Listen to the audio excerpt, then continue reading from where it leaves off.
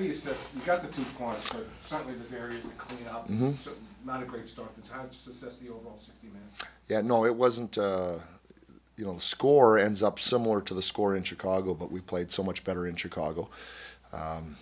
Having problems passing, obviously, early, getting much of anything done, but you know what, this time of the year, most important thing is to get the 2 points. We can critique this one all we want. We don't have time for that. We got a good opponent coming in tomorrow night. When you have a slow start, how nice was it to see your big guns, Kopitar, kind of connect on a couple goals to kind of pull you out of it late in the second? Yeah, that was just it. We needed somebody, and we're wondering who that was going to be. And nice to see the big guys, yeah, and Kopi in particular, right, with the 2 goals.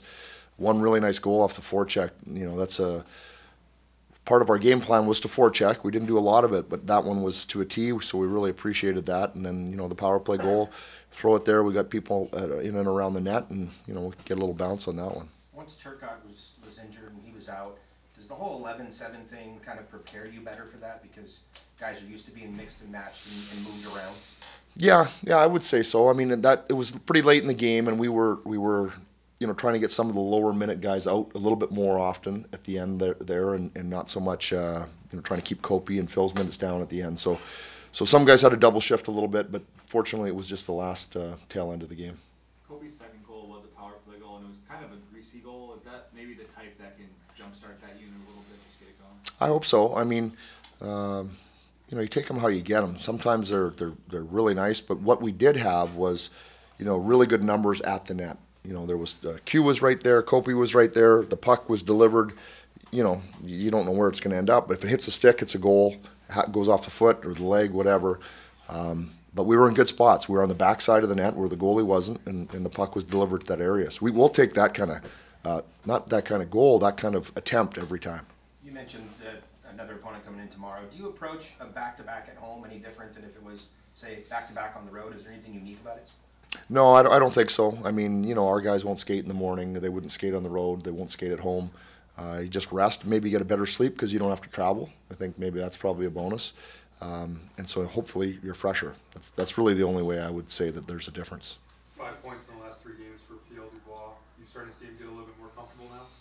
Yeah, I mean, he made some good plays. What I liked about the Lewis goal is PL shot it. He hit the post early, and, you know, we've been trying to encourage him to shoot. He's got a really good shot. And, you know, there's times he looks to overpass, but tonight was pretty direct with those shots. So hits the post. Another one, he doesn't think twice. He shoots, you know, Louis in front of the net. So, yeah, when he shoots, if he shoots more, he direct more pucks to the net, you're going to end up with more points, whether it's you or rebounds or deflections like we saw tonight. Jim, it seemed like in the first couple of shifts that he had at the beginning of the game, Dubois, that is, yep, he seemed to be real direct at entering the offensive zone with the puck, like he was carrying the puck and moving. He was, yeah. I thought that line was probably our best line out of the gate with Laff and Liz. You know, but then we get some penalties, and now you lose your rhythm a little bit. But that line, I thought, was probably, yeah, like I said, from the drop of the puck, they were probably the line that was probably executing the best. Was there any specific word on Turcotte that was given to you? No, I haven't heard yet. Didn't look good. He had to leave the bench. That's the last I caught from that. I'll get an update from Kinger when I leave here. Talbot, how he's been playing pretty well for you? Yeah, he sure has, hasn't he? Yeah, I thought that was, I didn't, you know, it was not an easy game for him. There was a lot of pucks directed that he saw through traffic. He made a lot of saves. There were some deflections, and I just thought he looked really good. I just didn't think he looked like he was scrambling. We might have been scrambling in front of him at times, but I thought he looked pretty composed the whole way. Not a lot of rebounds. Not a lot of second chances.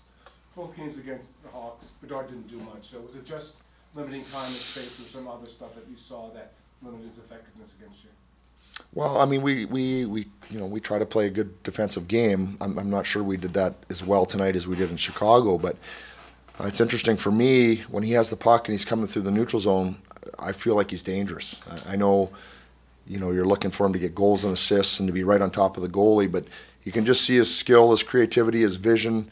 And, you know, he's a guy that can make something out of nothing. So in the last goal, Korchinski's goals, he pulls up. It looked like he was in, you know, trouble. He didn't have a lot of time and space. Pulls up, and all of a sudden, bing, bang, and the puck's in the back of our net. So, you know, he's a really good young player. You can see that he's going to be a handful. Let's put it that way. Jim, the record at home is drastically different since you've taken over. 7-3-1. Gavrikov was saying not a lot's changed. What do you think has changed in terms of preparation and being ready for these home games?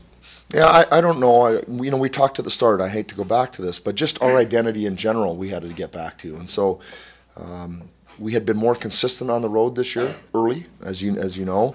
And so I think just generally trying to get back to our identity as a whole, whether that's road, whether that's home. We've played some pretty strong home games, some defensive efforts. Tonight wasn't that, but yeah, like I said, we played, we won. We'll take the 2 points. We'll move on because they're coming quick and they're important. With a kid like Bedard at his age, do you stress more physical play to try and take him out of the play a little bit more often because he hasn't grown into his body yet? Not necessarily. We just stress being above him. Make him come through 1, 2, 3 players. That's the biggest thing. And there's some physicality in that too. But if he gets you one-on-one, or if he's got a chance to play with numbers against you, he's going to make something happen. So our stress would just be try not to give him any space, try to have people above him, make him go through our numbers. When I say numbers, multiple players. Coach, you haven't had much offensive production from the back end this year outside of Drew Doughty. How important is it to get some production from that back end, as we saw in the Gabbard goal? Well, we'll take what we can get, for sure. What's most important is that we outscore the other team. And if they're playing good defense and allowing our forwards to break out and outscore the other team, we'll take it. At the end of the night, we're concerned with outscoring the other team.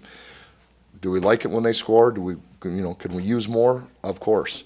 But ultimately, they do their job, forwards do their job, goalie does his job. And if we get more than the other team, we're happy. So you've seen Bedard now twice in a short time. He's playing on a not very good team. So what do you see that you say, wow, this guy is a star? Well, I mean, I don't know. I've only seen him twice, so I'm probably not the person that can give you the best evaluation. But you can just see how he moves, how his head, what he sees, how he shoots the puck. Just his physical ability is really impressive. That's all I can say. I haven't seen him enough, but you watch him on tape, you see some of his goals. You can see he's going to become a very dangerous player in the league if he isn't already. This morning you said Parkinson was a possibility. Obviously didn't play. Any chance we see him tomorrow? Possibility tomorrow, yeah. Possibility tomorrow. What worries you most about tomorrow's game? No, I don't know that I'm worried. It's going to be a good hockey game. Yeah, I'm actually looking forward to it. They play a pretty defensive brand of hockey, physical. They're a big team, so we're going to have to be ready emotionally, and probably, ready emotionally, a little bit more emotionally than we were tonight. So that's, coming in, we know they're chasing us. It's a big game and it's a physical game, so you got to get yourself ready.